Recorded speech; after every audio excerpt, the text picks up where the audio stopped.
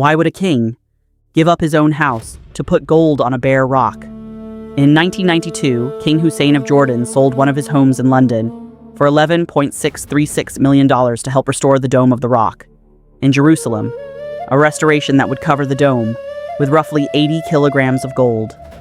And beneath that gold dome there is no throne, no tomb, no treasure, only a bare slab of gray limestone exposed at the center of one of the most contested places on Earth. A modern king gave up a fortune for a rock. That is how strange this place is. And it is the first clue to a much larger question, because this single place has been pulling kings, empires, and entire faiths toward it for 3,000 years. And not one of them has ever been able to leave it alone. To uncover the ancient mysteries of this place, we have to return to the ancient documents and investigate what they actually say. So now look at what actually stands on that hill today. The colossal walls.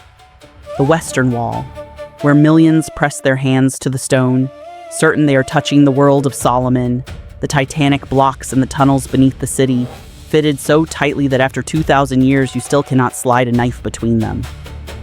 And here's the first thing almost every documentary gets wrong. None of it is Solomon's. Solomon's temple, the first temple, was destroyed by the Babylonians in 586 before Christ.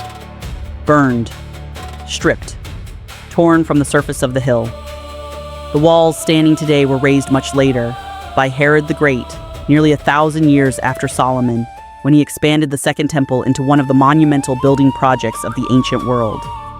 So when a visitor lays a hand on the Western Wall, they are not touching Solomon's temple. They are touching Herod. And that does not weaken the mystery, it deepens it. Because if the stones you can see belong to Herod, then Solomon's own work, if any trace of it survives, is not standing in the sunlight for tourists to photograph. It is lower, older, buried beneath everything that came after him. The hill is not one building. It is a stack of sacred ambition 3,000 years deep. Solomon built. The Babylonians burned. The exiles returned and rebuilt. Herod expanded. Rome burned it again. And still, century after century, this single piece of ground kept pulling the powerful back toward it, as if Jerusalem could not stop rebuilding over the same wound. Go down into the tunnels beneath the Western Wall, and you reach something that stops the mind. A single block called the Western Stone. It weighs close to 400 tons. Cut from bedrock, moved into place, and set without a drop of mortar. Stand beside it, and the scale stops feeling like architecture. It feels like a piece of the mountain that was simply told to move. This is where the cheaper documentaries reach for the easy escape. Aliens, lost machines, vanished technology. I don't need any of that. The serious answer begins with terrain and muscle. The quarry sat higher than the wall, so the builders didn't lift the giants into the air. They brought them down.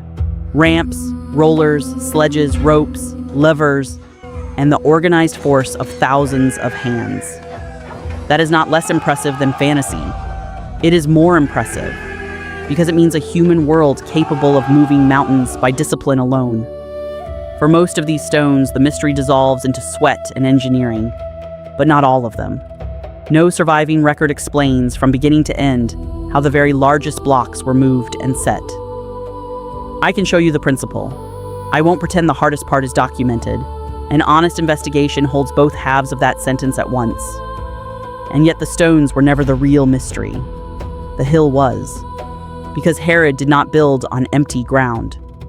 He built on top of something already sacred, and the deepest layers, the ones that might still hold Solomon's own foundation, have never been opened the way any ordinary site is opened. Not because no one wants to know, because no one is allowed. Whether Solomon's foundation is still down there, in the dark, beneath Herod, beneath every later claim laid over the hill, no one alive can tell you. It has never been reached. It has never been seen. Sealed. Hold that word. In this dossier, sealed is not only the condition of the hill, it is the first sign of the mystery. There are two Solomons, and this whole investigation lives in the space between them. One belongs to history, and history argues over him. How large was his kingdom, really? How rich was his court? How much of the memory written in the Bible reflects the 10th century before Christ? and how much was shaped by later writers looking back at a golden age they needed to believe in. Those questions are real, and I won't pretend they aren't. But there is a second Solomon, the Solomon of tradition. And that one never stopped growing. It starts with his name. In Hebrew, he is Shlomo, built on the root shalom, peace, wholeness, completion. He is the son of David, the warrior king who forged Israel through blood and bronze. And yet the boy is named for the one thing his father never had. And the Bible gives him a second name too, Yedidiah, beloved of the Lord. Before the ring, before the demons, before any book of magic, Solomon enters the record under two signs: peace and the favor of God. Then the book of Kings hands him a mind too large for an ordinary throne. It says God gave him wisdom and understanding beyond every man of his age, and a heart as wide as the sand on the seashore, not merely sharp, vast. The same text says he spoke 3,000 proverbs and composed 1,005 songs, that he could speak of trees, from the cedar of Lebanon down to the hyssop growing out of a crack in the wall, and of beasts and birds and creeping things and fish. It is a king whose mind seems to map the whole of creation from the tallest tree to the smallest weed breaking through stone. And the world noticed. Kings and envoys came, not only with tribute, but with questions, with riddles. Solomon became a living court of last resort, the man to whom the world brought what it could not solve. Then comes the wealth, and one number too strange to pass quietly. The Book of Kings records the gold that reached Solomon in a single year, 666 talents, and that, the text says, was apart from the merchants, the traders, the kings of Arabia, and the governors of the land. If a biblical talent is taken at roughly 34 kilograms, that means more than 22 tons of gold, worth at today's prices around $3.3 billion. I'm not going to turn that into a cheap omen. In Kings, it is simply a figure of overwhelming wealth. But even as wealth, it makes Solomon feel like too much, too wise, too rich, too complete. A king pressing against the very limits of what a king is supposed to be. And then comes the detail no ordinary biography can explain. After Solomon dies, no one inherits it. Not the wisdom, not the sacred authority, not the strange gravity that pulled the world toward Jerusalem. His own son, Rehoboam, takes the throne, and within a generation the kingdom his father held together simply shatters. The crown passes. The light does not. There is a current in later Jewish mysticism that speaks of souls who arrive carrying a task, a work to finish in the world, and who leave once it is done. I cannot tell you Solomon was such a soul. That isn't history, and I won't dress it up as history. But as a lens, it explains why his memory became so impossible to hold. A king who knew what no king should know, who built what could not be built, and then left no heir to carry the same fire. So hold the question as we go forward. Was Solomon a king who learned, or a king who received? Because the next document does not describe a man inventing a temple out of his own genius. It describes a man being handed a plan. Everyone remembers Solomon as the king who built the temple. Almost no one asks the deeper question. Where did the plan come from? The answer is in the first book of Chronicles, chapter 28, and it is one of the strangest moments in this entire file. David is old. The warrior king is near the end of his life, and the temple he was forbidden to build because his hands had shed too much blood is about to pass to his son. He stands before the whole assembly of Israel, and he is not presented here as a father giving final advice. In the biblical story, David is the chosen king, anointed by the prophet Samuel, a man to whom the word of God had come again and again, and he hands Solomon a plan. The Hebrew word is tavenit, pattern, model, design, a blueprint. And Chronicles does not describe this tavenit like a vague religious feeling. It reads almost like a sacred architectural file. David gives Solomon the design of the porch and the buildings, the treasuries, the upper rooms, the inner chambers, and the place of the mercy seat, the courts, the storerooms, the divisions of the priests. Then it gets more precise still. The weight of gold for each gold object, the weight of silver for each silver one, the lampstands, the tables, the basins, down to the golden chariot of the cherubim that spread their wings over the ark. This is not a king improvising a shrine on a hilltop. This is a specification, handed over before a single stone is cut. And then comes the line that changes the whole story. Verse 19. In Hebrew, the force of it is direct. Biktav, in writing. Miyad, from the hand of the Lord. David says the entire plan was made clear to him in writing by the hand of the Lord. What matters is the direction the story insists on. Solomon does not invent the temple, he receives it. The design comes from above and is handed downward through David to the son chosen to build it. And once you see that direction, it starts repeating everywhere in this story. The plan descends. The ring will descend. The divine name will bind what is below. And the king stands in the middle between the two. This is the order that has to be clear before we go any further. The temple does not begin with demons, or seals, or hidden forces. It begins with a sacred design received before the building rises. The darker traditions come later, and when they do, they never make the demons the source of the temple's holiness. They show Solomon using an authority that came from God to force the lower powers into service. The plan stays divine. The powers below are only compelled to serve it. Chronicles is one layer of this. The Talmud is another. The Testament of Solomon is another. They are not the same document, and I won't treat them as one. But this first layer gives us the foundation of everything that follows. The plan came first, and it came from above. And the moment you accept that this was a sacred design received from God, built to exact measure on one specific hill, the next detail in the Bible stops sounding like a quiet technical note. It starts sounding like a warning. The temple was not only built from a plan received from above, it was built under a strange and total silence. So the question is no longer only where the plan came from. The question is why iron had to disappear.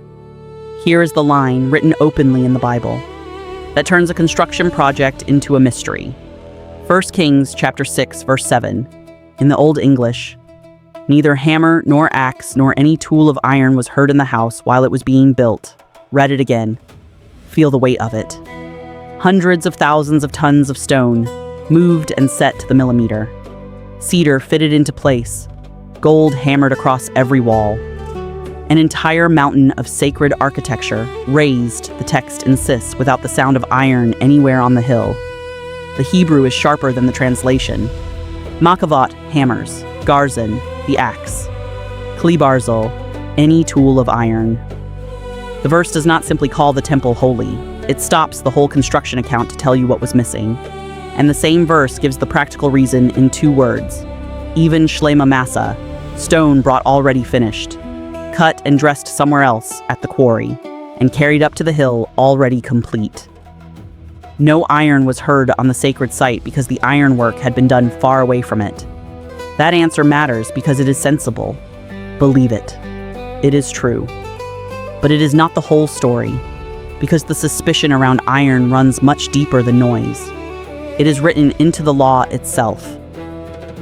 In Exodus, when God gives the command for a stone altar, the stones must not be shaped with an iron tool, and the reason is chilling. If you lift your sword over it, you have profaned it. The word is cherev, sword, the same word that belongs to war and blood and killing. Later, the rabbis preserved the logic in a line that feels almost carved in stone. Iron, barzel, was created to shorten the days of man. The altar, the mizbeach, was created to lengthen them, so the metal that shortens life must never be lifted over the thing that lengthens it. That is the official reason, and it is a good one.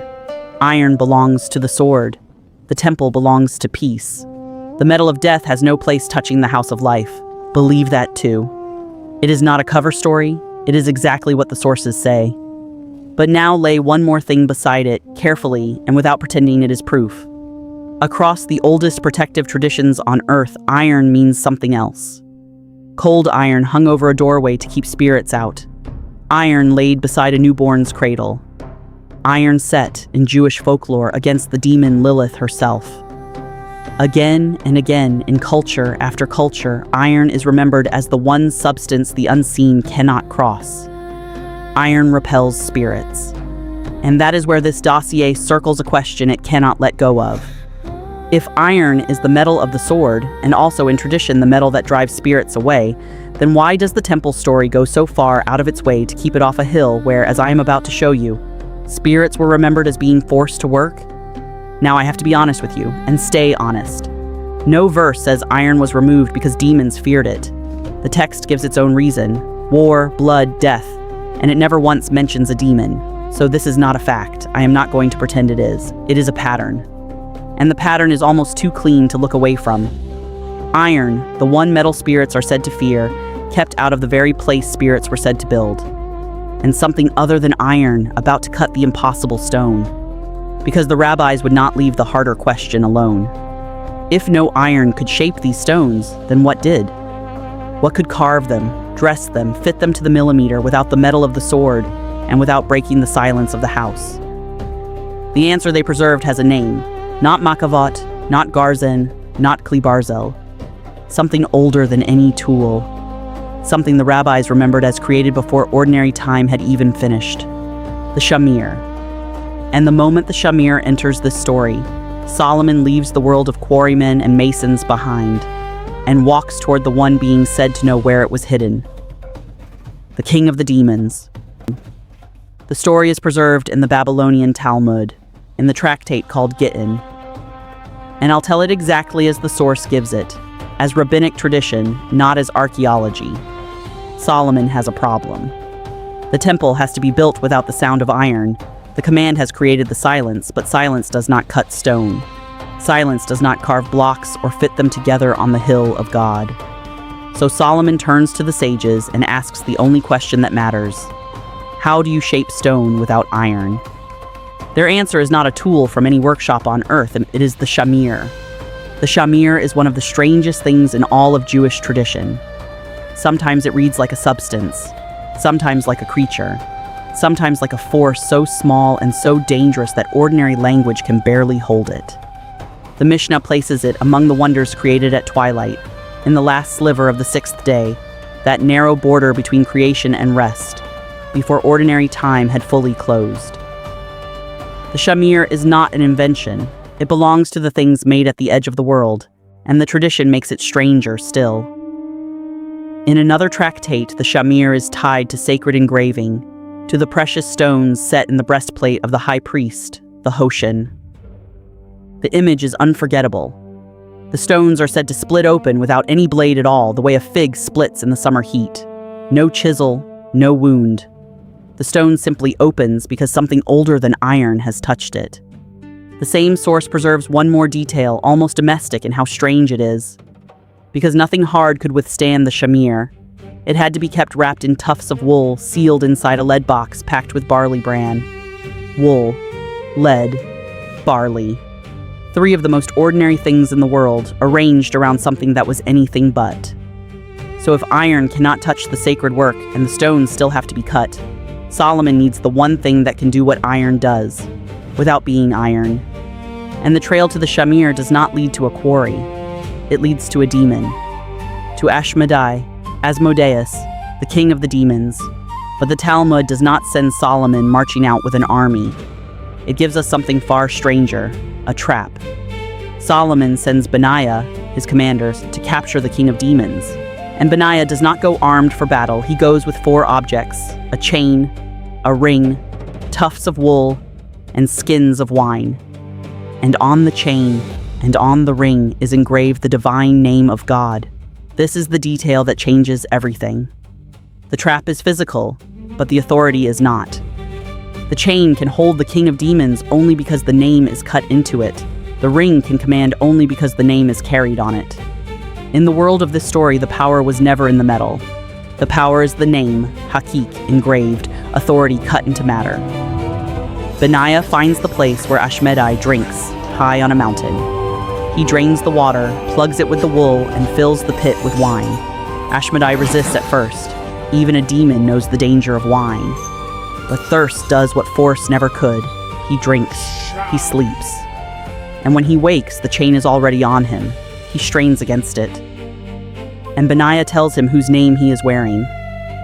And the king of the demons goes still, bound not by iron, not by a sword, not by the strength of any man, but by the name of God. Benaiah brings the king of demons to Jerusalem in chains, and Solomon does not kill him, does not bow to him, does not ask him for power or glory. He asks one thing: where is the Shamir? Ashmedai admits it is not his to give. It is held by the prince of the sea and guarded by a wild bird, the dukafat. The bird later tradition calls the hoopoe. And the retellings grow stranger still, imagining the Shamir not as a stone at all, but as a living creature, a tiny worm that opens what iron is forbidden to touch. And with the Shamir, the tradition says the stones of the temple were prepared, without a single tool of iron. Now, stop. The source does not call the Shamir a laser. It does not call it ultrasound or lost technology, or some machine the ancients forgot how to build. Those are modern costumes thrown over an old mystery by people afraid to let an old thing stay strange. The rabbis did not hand us a gadget. They handed us a wonder, created at twilight, hidden from men, cutting without the metal of war, its location dragged out of the king of demons himself. That is already stranger than any technology, because the real question was never whether the Shamir was a tool. The real question is why the memory of Solomon needed it at all. Why was this one king remembered as a man who could not finish the house of God with ordinary hands and ordinary stone? Why does his story move so fast from law and architecture into sacred names, bound spirits, hidden creatures, and the king of demons brought to heel? The Bible gave us the silence. The rabbis gave us the Shamir. And Gittin gave us the rest: Benaiah, the wine, the chain, the ring, the name, and Ashmedai dragged into the light. And from this moment on, Solomon is no longer only the king who built. He is the king standing on the threshold between the visible labor of men and the invisible forces the tradition says he forced to serve. But the mystery of Solomon's ring does not end there, because in a later text, darker, stranger, far more detailed, the ring is given another origin entirely. Not a tool used against one demon, an angelic seal of authority, brought down from the divine realms. Look again at what the Talmud placed around Solomon.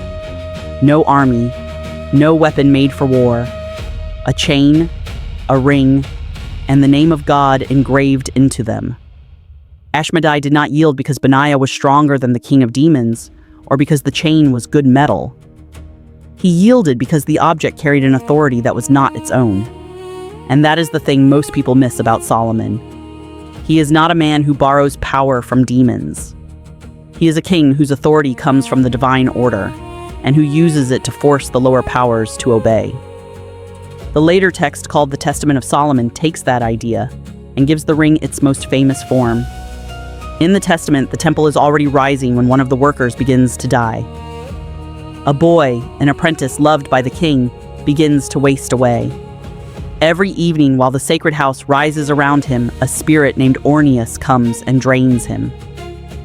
The text gives the detail with disturbing precision. Orneus sucks the thumb of the boy's right hand day after day until the child grows thin. This is the moment the story changes. The temple is no longer only stone, labor, and sacred architecture. The invisible world has entered the building site of the house of God. And here the story forces a hard question, the same one the audience always asks.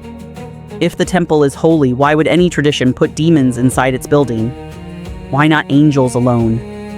The answer is the spine of this entire dossier, so I'll say it once, clearly. The holiness of the temple does not come from the demons. It comes from the plan received from above, from the name of God, from an authority that is granted, not seized. The demons do not enter this story as sacred beings to be honored. They enter as prisoners, exposed, questioned, restrained, and forced to carry stone. Angelic power descends. Demonic power is dragged. The design stays God's. The lower forces are only made to serve it. And the answer does not come from below. It comes from above. It comes through Michael, the Archangel.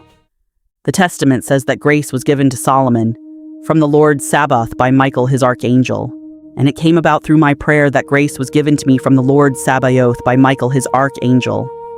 He brought me a little ring, having a seal consisting of an engraved stone, and said to me, "Take, O Solomon, king, son of David, the gift which the Lord God has sent thee, the highest Sabbath.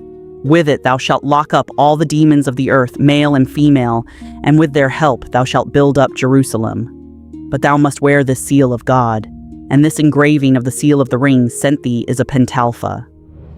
And then comes the detail that changes the whole image of Solomon's ring, and the sign engraved on that ring is named in the text. It is a pentalpha, the five-pointed star, the ancient pentagram. Hold on to that because it matters more than it looks. Ask most people to picture the seal of Solomon today, and they will draw two interlocking triangles, the six-pointed star, but that is a much later image. In the oldest account, the sign on the ring is not 6 points. It is 5. A pentalpha. And getting that one detail right is the difference between repeating a legend and actually reading the source. Solomon gives the ring to the dying boy. That night, when Orneus comes to feed, the boy throws the ring at him and summons him in Solomon's name, and the spirit that has terrorized him is dragged, helpless, before the throne. And then Solomon does something no exorcist before him had done. He does not cast the demon out. He interrogates it. Who are you? What do you do to human beings? Which angel has power over you? What name forces you to stop? It does not read like a prayer or an exorcism. It reads like an interrogation, a royal investigation into the hidden world. One spirit names another. Each one is summoned, pinned, and made to give up its function, its weakness, and the power that binds it. Solomon is not simply driving demons away. He is cataloging them. And that is why this tradition became so powerful and lasted so long. It gave the Western imagination an image that never let go. Solomon not merely as a wise king, but as the keeper of a hidden archive, the one man before whom the unseen world was forced to stand and say its name. And the two texts must stay separate because they are not the same, and they do not even tell the same story about how the temple was built. In the Talmud's account, the chain and ring carry the divine name, and Benaiah uses them to capture one demon, Asmodeus, not to put him to work, but to drag out of him where the Shamir is hidden. There, the Shamir cuts the stones. The demon is only the informant. In the Testament, a different text from a different age, there is no Shamir at all. The ring comes down through Michael, bears the pentalpha, and the demons themselves become the workforce, bound and forced to raise the walls. Two different answers to the same mystery. I won't collapse them into one. But underneath them runs the same shape. The power never rises from the abyss. It descends through prayer, through an angel, through the name, and settles into a ring a man can hold in his hand and use to make the darkness answer. This is the Solomonic legend at its full height, the realm above, the abyss below, and one human king standing in the gap between them, a ring on his finger. So when people turn Solomon into a lord of hell, they have the whole thing backwards. He is not the servant of the darkness. He is the king the darkness was forced to obey. And an image that powerful was never going to stay inside one text. A king chosen for sacred power. A ring marked with a five-pointed seal. Demons named, broken, and bound to the work of the temple. The question is what happened to that image afterward. Because centuries later, the occultists of medieval Europe would fill their forbidden books with Solomon's name. The real question is not whether they used him. It is whether they invented him from nothing, or inherited something already ancient, already moving through Jewish, Roman, and late antique memory long before the first grimoire was ever written. There is an easy way to dismiss all of this. Just say the magician Solomon was a medieval invention. Say that bored occultists in the Middle Ages slapped his name onto their books of seals and conjurations to borrow some ancient authority, and that none of it has anything to do with the real king. And it's true that the famous grimoires are late. The Key of Solomon, the Lesser Key, the Goetia, they were written and compiled more than 2,000 years after Solomon's age. They are not eyewitnesses to the First Temple, and I won't pretend they are. But they did not invent the esoteric Solomon out of nothing. They inherited him. The trail does not begin with a medieval magician drawing a circle on a floor. It begins much earlier, and I can show you the rungs one at a time going down into the dark. The first rung is not a grimoire. It is a torn manuscript from a cave by the Dead Sea. Among the Dead Sea Scrolls is a damaged text that scholars catalog as 11Q11, a broken collection of psalms and formulas meant to drive out evil spirits. I have to be careful here, and I will be. The fragment does not prove Solomon wrote a book of exorcism. It does not hand us the lost secrets of the king. Some scholars read Solomon into the damaged lines in an exorcistic context. Others warn the text is simply too broken to carry that much weight. But even at its most cautious, the fragment tells us something. 2,000 years ago, long before any medieval magician, there was already a Jewish world in which psalms, sacred names, and protection from spirits all belonged to the same breath. The current that would one day carry Solomon's name was already flowing deep inside the world of the Second Temple. The second rung steps into the daylight of the first century, and a witness with a name. Flavius Josephus, writing for the Roman court, states plainly that God gave Solomon knowledge against demons, and that the king left methods of exorcism behind him. And then Josephus does something a careful historian rarely does. He says he watched it happen. A man named Eleazar stood before the Emperor Vespasian, his sons, his officers, and his soldiers. He used a ring, and under its seal, a root of the kind the tradition traced back to Solomon. He held it to the nose of a possessed man and drew the spirit out through his nostrils, commanding it never to return, speaking Solomon's name and the words attributed to him. And to prove the demon had truly gone, Eleazar ordered it to knock over a basin of water as it left. This is not a rumor whispered in a back room. It is a public demonstration staged in front of Roman power by a first-century historian who says he saw it with his own eyes. It does not prove the historical Solomon commanded a single demon, but it proves that by Josephus's day, Solomon's authority over the unseen was already old enough, public enough, and serious enough to perform in front of an emperor. After Josephus comes the Testament, the ring, the Pentalpha, the catalog of bound spirits we already walked through. And only then, at the very end of the chain, come the Grimoires. Open the Key of Solomon, and in its old preface, the king tells the story himself.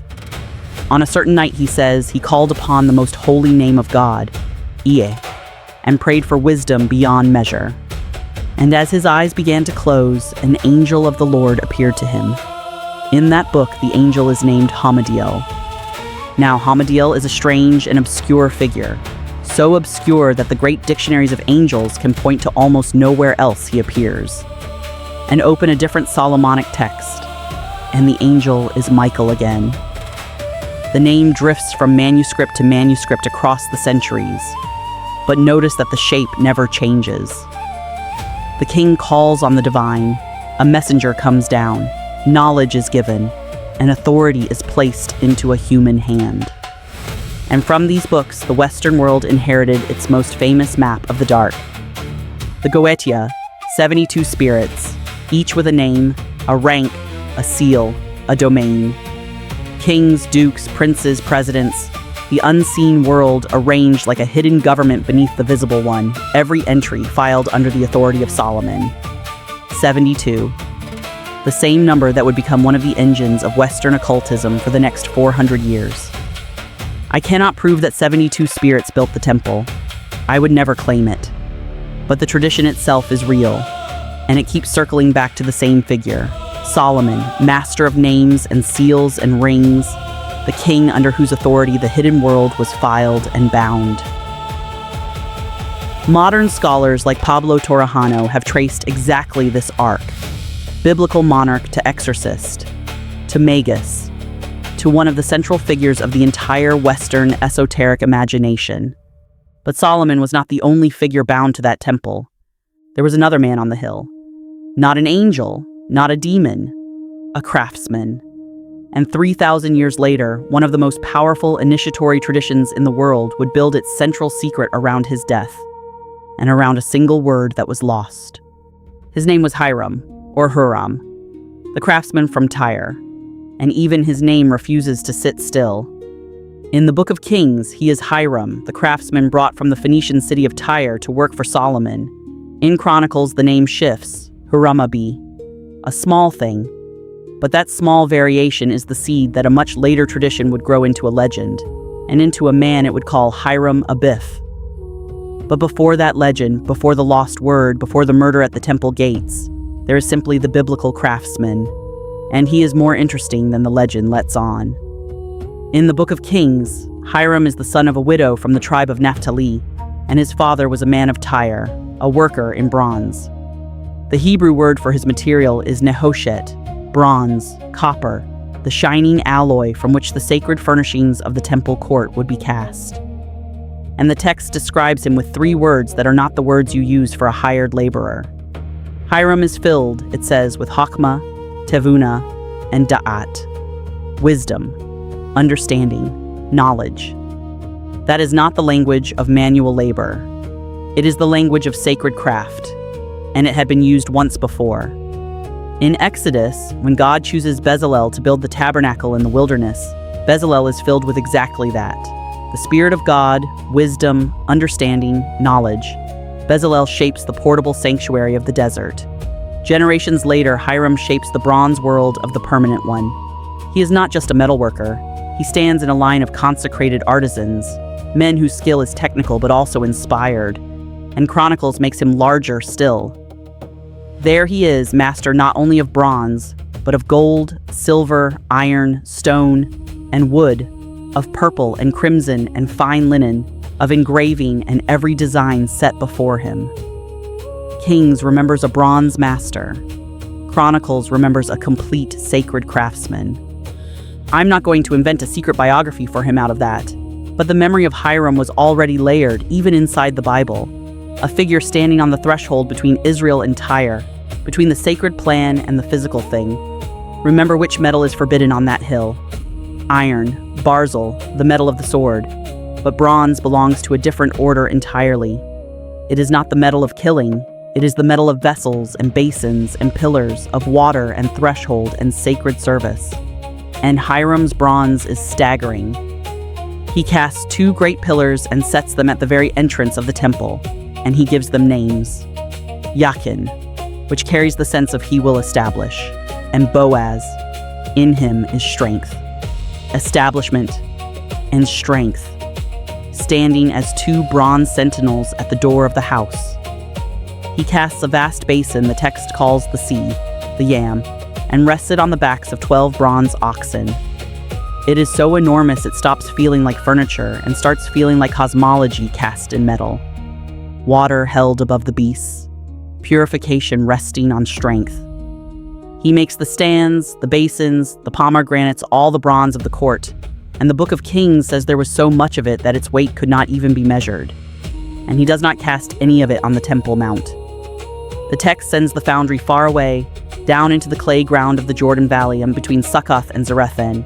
The bronze is melted, poured, and finished there, and only then carried up to the hill. Once again, the sacred place does not host the labor. It receives the finished work. No furnace, no hammering, no clang of casting on the holy ground. Only completion, arriving in silence.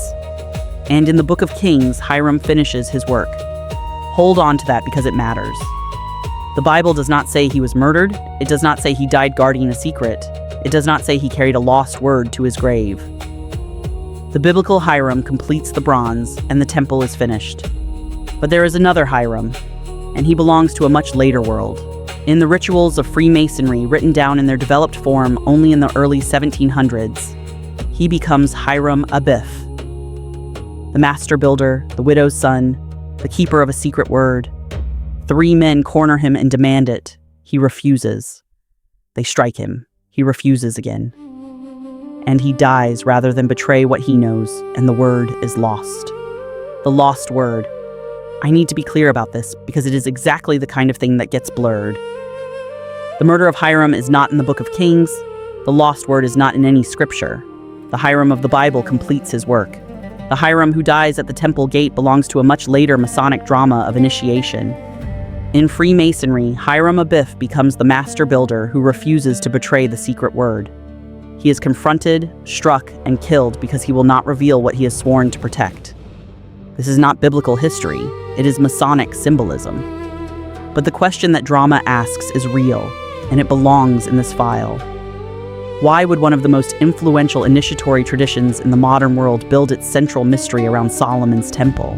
Why this house? Why this craftsman? Why a word worth dying for? And why stage that death at the gates of the one building where iron is forbidden, where the divine name gives a king power over spirits, and where the whole design was received as a sacred pattern? Hiram does not replace Solomon. He deepens the field around him. Solomon receives the plan from above. Hiram gives that plan its physical body in bronze. And long after both of them were gone, the temple did not disappear from human memory.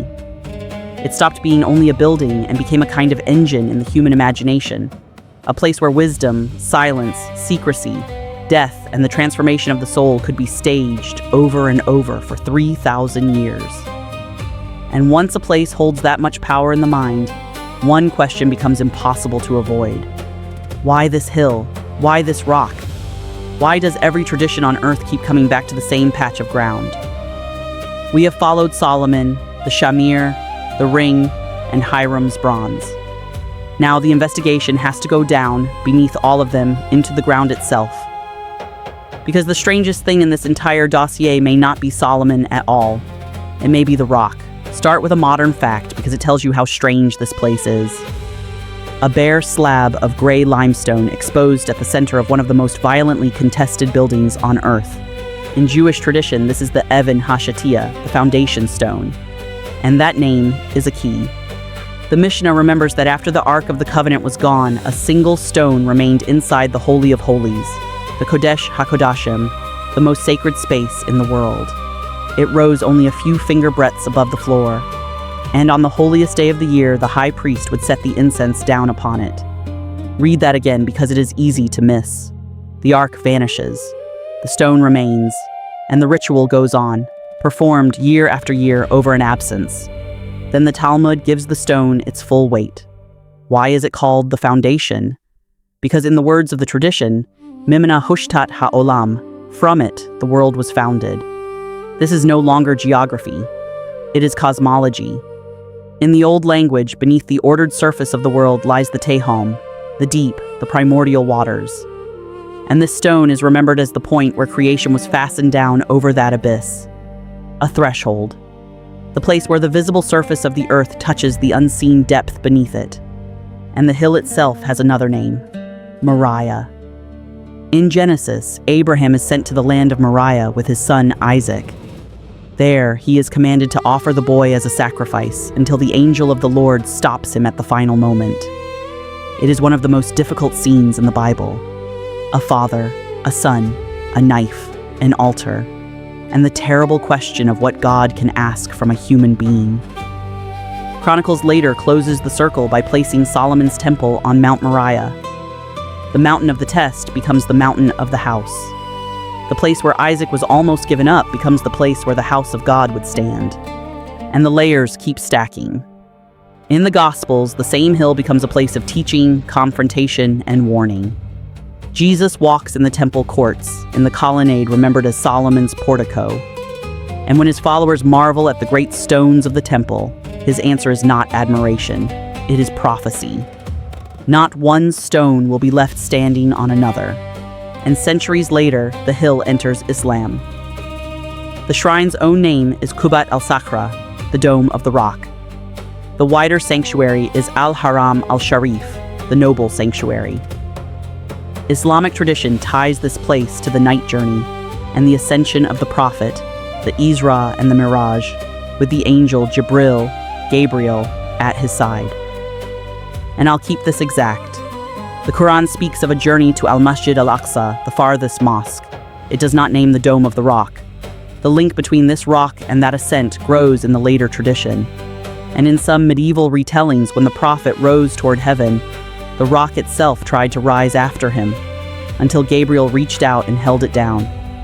That is not archaeology, it is sacred memory. But it tells you exactly how this stone was seen. Now stand back and look at what just happened. 3 different faiths, with 3 different theologies and 3 different claims, all look at this single piece of ground, and not one of them sees ordinary stone. One sees the foundation of creation, and the seat of the vanished ark.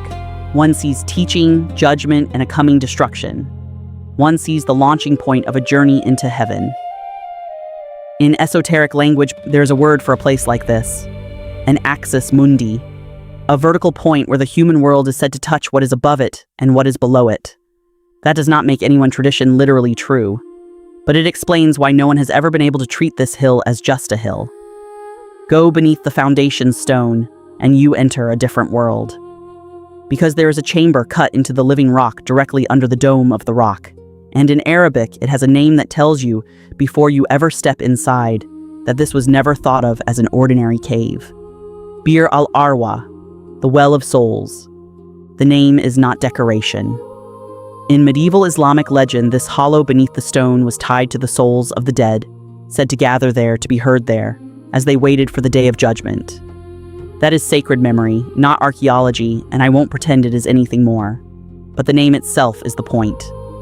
Beneath this rock, the tradition did not remember dirt and limestone. It remembered a place where stone, death, spirit, and judgment all met.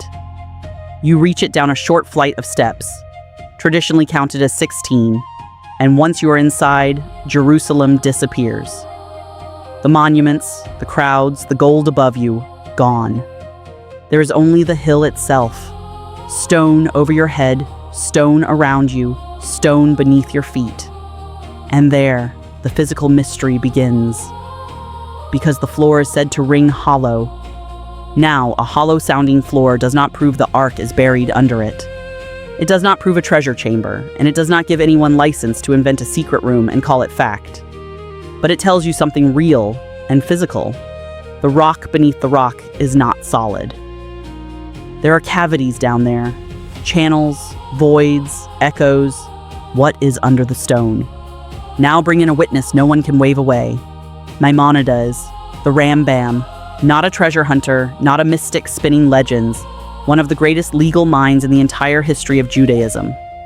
In the 12th century, in his great code of law, in the section on the temple itself, Maimonides records a tradition that quietly changes the meaning of Solomon's whole project. According to it, Solomon, knowing from the beginning that the temple would one day be destroyed, built a hidden chamber deep beneath it, deep and winding, a place where the Ark of the Covenant could be concealed when the end finally came. And Maimonides does not leave that floating in the air. He anchors it to a verse in Chronicles where King Josiah, in the last years before the catastrophe, tells the Levites to put the Holy Ark into the house that Solomon built, and to stop carrying it on their shoulders. That instruction sounds simple, but in the tradition it becomes something else entirely. Josiah can see the destruction coming, and the Ark is taken out of the procession, out of sight, and placed into concealment. Into the chamber, the tradition says, that Solomon had prepared from the start, which means Solomon is remembered not only as the king who built upward into the light, but as the king who built downward into disappearance. It happened in April of 2015, and it began with something as ordinary as a carpet. The authority that administers the Dome of the Rock decided to replace the worn carpets inside the shrine. In almost any other building on Earth, that is simple maintenance. On this hill, even a carpet can become an archaeological event, because when the old carpet was lifted, the floor underneath was exposed, for the first time in living memory, and only for a moment. Not the temple, not Solomon's chamber, not the ark, but old patterned floors that had been hidden for generations. Geometric stonework, designs in cut stone, including areas connected to the cave beneath the rock. Some of it researchers would later associate with medieval and Crusader-era phases of the building. And one of the archaeologists who had wanted to examine it, Zaki Dvera, the man who has spent years recovering the temple's discarded world out of the soil, stood there looking at a floor he was not permitted to study, and said a line that sounds like it was written for a thriller, except that it was real. Something is there, I don't know what, but something is hidden there. Listen to how careful that sentence is. He did not say the ark had been found. He did not say Solomon's chamber had been opened. He did not claim proof of anything. He said something far more restrained and far more unsettling, that there was something there, that he did not know what it was, and that he believed it was hidden. On any ordinary archaeological site, what comes next is obvious. You lift the floor. You record the designs. You map the cavities. You study the layers, you publish, and you let the evidence decide what is true. But this is not an ordinary site. This is the Temple Mount, where the simple act of looking can set off a political crisis. Here, a floor can be uncovered for a single afternoon and sealed again before anyone is allowed to write down what they saw. A clue can surface and disappear without ever once becoming evidence. That is why De Vera's sentence belongs in this dossier. Not because it proves what lies beneath the stone, it doesn't, and I won't pretend it does, but because it captures, in one careful sentence, the exact condition of this hill in the modern world. Something may be there. The people trained to look are not allowed to look. And the question gets covered back over, which leaves only one wall standing at the end of the investigation. If this hill really does hide something, then why, in 3,000 years, has no one simply opened it and settled the matter? Because every single road toward that answer has been sealed. Modern archaeology has done the impossible. It found Troy under 6 stacked cities. It read scrolls burned to charcoal. It traced lost roads from space. But the ground beneath the Temple Mount has never been touched, not for lack of trying. In the 1860s, a British military engineer named Charles Warren spent years tunneling beneath Jerusalem for the Palestine Exploration Fund, mapping, measuring, pushing toward the heart of the hill as far as permission and danger would allow. Then the access closed around him. Between 1909 and 1911, a British aristocrat named Montague Parker came to Jerusalem chasing a dangerous idea, that a code hidden in the Bible could lead him to the Ark and the lost treasure of the temple. For 2 years, his men worked the tunnels and found nothing. Then one night in 1911, they crossed the line no outsider was allowed to cross. They bribed their way onto the sacred platform and dug beside the dome of the rock. By morning, news of what they had done had spread across the city. Jerusalem erupted. Riots tore through the city, and Parker was on a ship before it caught up with him. He never found the Ark. He never found the treasure. But the scandal hardened a rule that has never softened since. Beneath that platform, no one digs. Then came 1967. Israel captured the Old City. For the first time in nearly 2,000 years, Jerusalem was finally in Jewish hands. For a moment, it looked as if the sealed mount might be open to archaeologists. It wasn't. The defense minister, Moshe Dayan, left religious control of the mount with the Islamic Waqf and kept only security in Israeli hands. The platform was not thrown open. It settled into a fragile status quo, the same locked door at its center. In 1981, that door was tested from the inside. Yehuda Getz, the rabbi of the Western Wall, came to believe. His workers had broken into a passage, running east beneath the mount, through Warren's Gate, toward the place where the Holy of Holies once stood. Toward, he believed, the Ark itself. The work went on in secret until it leaked. A confrontation broke out underground, and within hours the order came down, and the passage was filled with concrete. Getz died convinced he had come within reach of the most sacred object in human history. It was never proven. The route was sealed. 1 closed door is chance. 2 is politics. But this many, across different centuries, different powers, a dozen different stated reasons, stops looking like coincidence and starts looking like the true condition of the hill. The deepest question about Solomon's temple is not unanswered because the answer is unknowable. It is unanswered because it is managed, covered, forbidden, sealed. The mystery stays untouchable, as if invisible guardians are still standing watch over that place.